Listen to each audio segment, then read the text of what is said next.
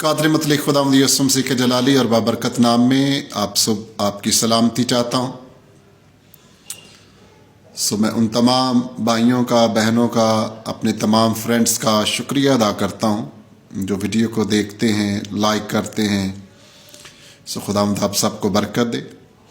یہ بھی ایک منی سورس ہے کہ ہم ایک دوسرے کو سپورٹ بھی کر رہے ہیں اور خدا کا کلام بھی پھیلا رہے ہیں۔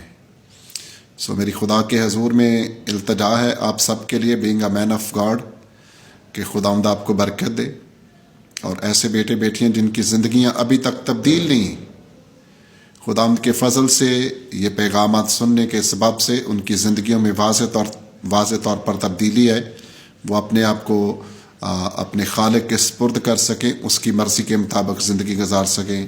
God bless you all. آئیے کلام مقدس میں سے سنیں گے حکمت کی کتاب یا امثال کی کتاب، اس کا 6واں باب ہے اور اس کی آیت نمبر بھی 6 سے لکھا گیا، اے کاہل چیونٹی کے پاس جا،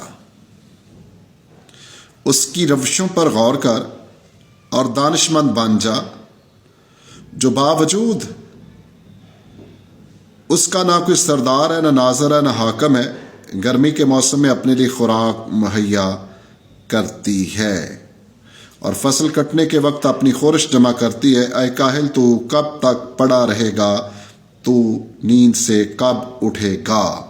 کلام مقدس کا پڑھا جانا، سنا جانا، سنایا جانا ہم سب کے لیے باعث برکت بنے۔ کلام کن کے لیے برکت کا سبب بنتا ہے؟ کلام مقدس میں لکھا گیا کہ اس شریعت کی کتاب کو سننے والے، اس کو پڑھنے والے اور اس پر عمل کرنے والے مبارک ہیں۔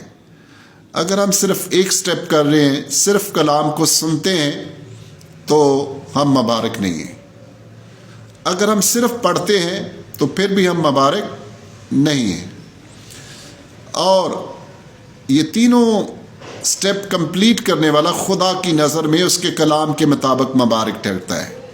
کلام کو پڑھنا، کلام کو سننا اور کلام کے مطابق عمل بھی کرنا، اس سے ہم خداوند کی نظر میں مبارک ٹھہرتے ہیں۔ میری بیٹیوں، بہنوں، بھائیوں، یہ تینوں سٹیپ یاد رکھنے ہیں۔ اور بڑے افسوس کی بات یہ ہے کہ بہت سارے لوگوں نے خدا کا کلام اپنے گھر میں رکھا ہوا ہے، اچھے کپڑے میں اس کو ریپ کیا ہوا ہے اور گھر میں اونچی جگہ پر رکھ دیا گیا ہے، لیکن اس کو وہ پڑھتے نہیں ہیں۔ اس صورت میں بھی کچھ فائدہ آپ کو نہ ہوگا اور نہ ہی آپ اس سے آپ کی پہچان ہوتی ہے آپ کون ہے۔ اور کچھ لوگوں کو میں نے دیکھا ہے، کچھ لوگ اندھا ایمان رکھتے ہیں۔ اندھا ایمان وہ کیسے؟ جب ان کے عزیز بیمار ہو جاتے ہیں تو وہ بائبل مقدس کو پکڑتے ہیں، ان کے سرانے رکھ دیتے ہیں، سرانے تکیے کے نیچے رکھتے ہیں۔ کیا اس صورت میں بھی کچھ فائدہ ہو سکتا ہے؟ کلام نے تو کبھی نہیں کہا کہ ایسا کریں، اس صورت میں آپ کو فائدہ ہوگا۔ یہ میری نظر میں یہ اندھا ایمان ہے۔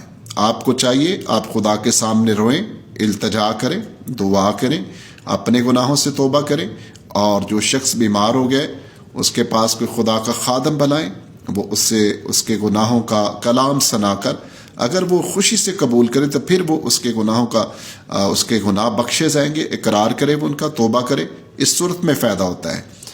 جو ٹوٹکے بہت سارے ان پڑھ لوگوں نے بنا رکھے، یہ قابل قبول نہیں، یہ خدا کے نزدیک پسندیدہ بھی نہیں۔ اگر ہم عمل نہ کریں، پڑھے نہ، سنے نہ، صرف اس کو اپنے تکیے کے نیچے بیماری کے وقت رکھ لیں، تو یہ ہمیں کچھ بھی فائدہ نہیں دے گا اور آپ کے ایمان اور زیادہ کمزور پڑ جائے گا۔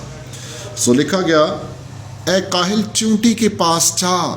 دیکھیں زندہ خدا وہ کہاں سے انسان کو سکھا رہا ہے، اے کاہل، اے سست، اے لاپرواہ۔ یہ خدا اپنے لوگوں سے کہہ رہے ہیں جو صرف نامی مسیح کہلاتے ہیں یا صرف نامی یہودی تھے، ان کو یہ کلام کیا جا رہا ہے۔ آج یہ سارا کلام ہمارے لیے کہ اے کاہل چیونٹی کے پاس جا۔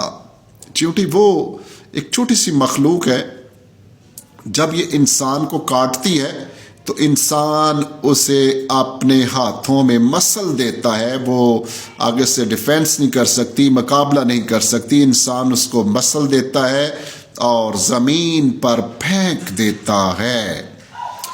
لیکن اس کے اندر حکمت پائی جاتی ہے. یہ اپنی فکر کرتی ہے, یہ اپنے مستقبل کے متعلق سوچتی ہے, آنے والے دنوں کے متعلق سوچتی ہے, مشکل وقت کے لیے سوچتی ہے کہ تب کیا بنے گا. اے کاہل تو کیا کر, تو چیونٹی کے پاس جا اور کیا کر, اس کی روشوں پر غور کر, اس کی روشوں پر غور کر, اس کے کاموں پر غور کر, اس کی عادتوں پر غور کر. تو پھر جب تو غور کرے گا, عملی طور پر اپنائے گا, تو پھر تجھے فائدہ ہوگا.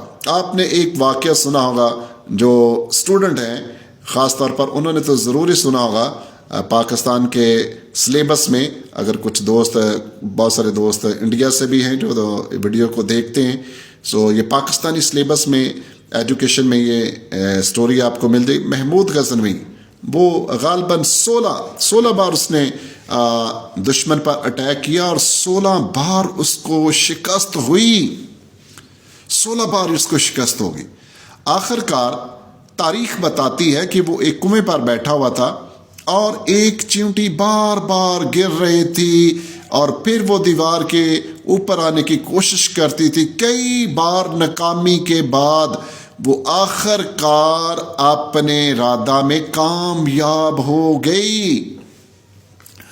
کس قدر لیسنیبل یہ سٹوری ہے ہمارے لیے, جو ایمان میں کمزور پڑ گئے ہیں, تھک گئے ہیں, ابلیس نے انہیں ناامید کر دیا ہے, وہ ہار کر بیٹھ گئے ہیں, اور وہ شاید دعا کرانا پسند نہیں کرتے, شاید چرچ جانا پسند نہیں کرتے, شاید رفاقت نہیں رکھتے. محمود غزنوی کی سٹوری, جب وہ اس چونٹی پر غور کر رہا تھا, بار بار وہ گر جاتی تھی, آخر کار وہ کامیاب ہو گئی. اور محمود غزنوی نے اس واقعہ سے سیکھا. اس کے بعد اس نے دشمن کی فوج پر حملہ کیا اور محمود غزنوی بھی کامیاب ہو گیا. بے شک وہ اس نے بہت زیادہ شکست کھائی, لیکن جب اس نے ہمت نہیں ہاری, اور کلام میں ہمیں بھی کہا گیا دعا کرنے میں ہمت نہ ہارو. میں کئی چیزیں کلام مقدس میں ہمارے لیے, ایمان رکھنے میں ہمت نہ ہارو, کٹھے ہونے میں ہمت نہ ہارو. جب ہم ہمت ہار جاتے ہیں ابلیس موقع پا جاتا ہے. محمود غزنوی نے جب 17واں حملہ کیا تو وہ کامیاب ہو گیا, دشمن پر غالب آ گیا. یہ لیسنیبل سٹوری ہے.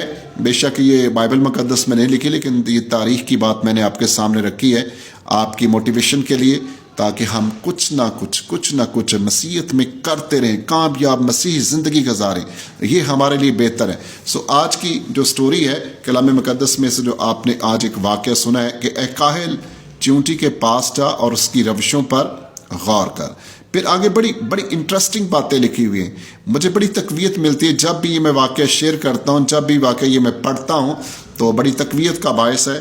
لکھا ہے کہ اس کی روشوں پر غور کر, اس کی روشوں پر غور کر. انسان کی جب سب روشیں خدا کو پسند آتی ہیں تو اس کے دشمن بھی اس کے دوست بن جاتے ہیں. اور کیا کر, اس کی روشوں پر غور کر اور دانشمند بن جا, عقل مند بن جا, فہم رکھ, یہ تیرے لیے بہتر ہے. جا اس کی روشوں پر غور کر اور کامیاب زندگی گزار. آگے لکھا ہے نہ کوئی اس کا حاکم ہے نہ ناظر ہے, تو بھی وہ ایک بڑا کام کرتی ہے. نہ اس کے اوپر کوئی حکمران ہے نہ حکم چلانے والا ہے, لیکن تو بھی کلام مقدس میں لکھا ہوا ہے باوجود کہ اس کا نہ کوئی سردار نہ ناظر نہ حاکم ہے, گرمی کے موسم میں اپنے لیے خوراک مہیا کرتی ہے. گرمی کے موسم میں اپنے لیے خوراک, تاکہ مشکل وقت کے لیے جمع کر لے, تاکہ مشکل وقت جب آئے تو وہ شاید اپنے وہ سراخ سے بل سے بھی باہر نہ آئے, اس کے پاس کھانے کے لیے بہت کچھ ہو. اور فصل کاٹنے کے وقت اپنی خورش جمع کرتی ہے. اے کاہل تو کب تک پڑا رہے گا, اور تو نیند سے کب اٹھے گا. بہت سارے ہمارے کرسچن دوست ایسے ہی ہیں, وہ سستی کے مارے پڑے رہتے ہیں, ان کی نیند پوری نہیں ہوتی. سنڈے کے روز بھی بہت سارے لوگ سوئے رہتے ہیں اور والدین بھی کہتے چلے سونے دیں. یہ بات ٹھیک نہیں ہے. غور کرے اپنی روش